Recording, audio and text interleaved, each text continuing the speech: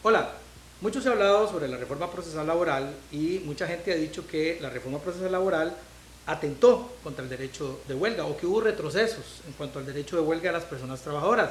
Yo les voy a demostrar que esta reforma procesal laboral, lejos de retroceder, avanzó en temas importantes como la huelga. Por ejemplo, la huelga amplía la posibilidad de hacerla al tema de los conflictos jurídicos colectivos. ¿Qué son conflictos jurídicos colectivos? Son esos donde el patrono se ha comprometido o tiene una obligación, ya sea por un contrato de trabajo, por una convención colectiva, por una decisión judicial, por ejemplo, de realizar cierto comprometerse con algo con las personas trabajadoras y no lo hace. Actualmente, el camino que queda es ir a los tribunales de justicia, cada uno de los trabajadores presentar una demanda y allá mucho tiempo después ver si un tribunal ordena al patrono hacer las cosas. Ahora, los patronos pueden organizar, los trabajadores pueden organizarse y pueden ir a huelga para obligar al patrono a que cumpla con lo que se comprometió. Eso es lo que se llaman conflictos jurídicos colectivos. Pero además, se aumenta la protección, para la huelga, para las personas que están preparando una huelga. ¿Por qué? Porque actualmente la huelga solo establece que es el abandono del trabajo, nada más. Ahora, con la reforma procesal laboral, se aumenta la protección a lo que se llaman actos preparatorios, también actos decisorios y también a la convocatoria. Es decir, estos actos hoy no están protegidos. En la reforma procesal laboral estos actos se protegen, por lo tanto las personas que estén en estas acciones se entienden que están cubiertas por la huelga y por lo tanto también protegidas.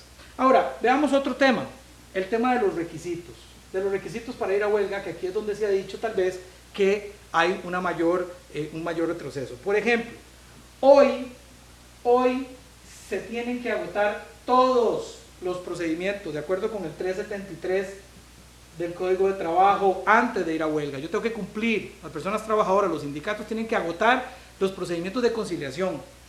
Ahora, con la reforma procesal laboral, solo se tiene que agotar algún proceso. Eso significa que no se va a desgastar el movimiento y además cumplimos con solo agotar uno de los procesos conciliatorios, no todos. Como les decía, se incluye el tema de conflictos jurídicos, eso no existe.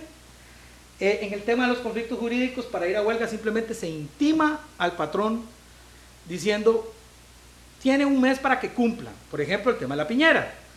Una piñera, por ejemplo, donde un patrono se comprometió, por ejemplo, a permitir que un grupo de trabajadores vayan a estudiar una vez a la semana. Si el patrono dice de un pronto a otro que no, entonces los trabajadores pueden intimarlo y decirle, tiene un mes para que usted vuelva a darnos ese derecho. De lo contrario, vamos a huelga y esa huelga es legal.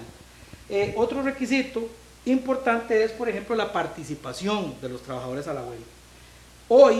Hoy necesitamos una participación entre el 60 y el 50% de las personas trabajadoras para que decidan si van a una huelga o no, de lo contrario sería una huelga ilegal. Hoy estamos en un 35% de las personas trabajadoras y de ese 35% se ocupa que la mitad más uno sea el que acepte ir a huelga. O sea que estamos hablando de más o menos de un 17,5% de las personas trabajadoras. Vean ustedes que hay un avance enorme, eso es indudable. Luego, hay un procedimiento claro para ir a huelga. Actualmente no lo hay, actualmente quedan los trabajadores como en el aire. Ahora se establece claramente que se puede convocar una asamblea del sindicato o que hay un proceso de elección cuando no hay sindicato.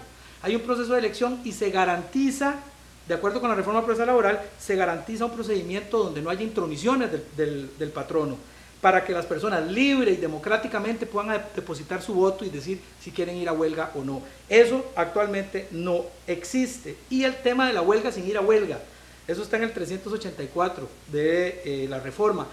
Eso significa que, por ejemplo, ese grupo de personas trabajadoras que el patrono les había autorizado para ir a estudiar y el patrono ya no lo hace, el trabajador puede ir al tribunal de trabajo y decirle, mire, vamos a ir a huelga porque el patrono no nos cumple, decláremela legal de entrada.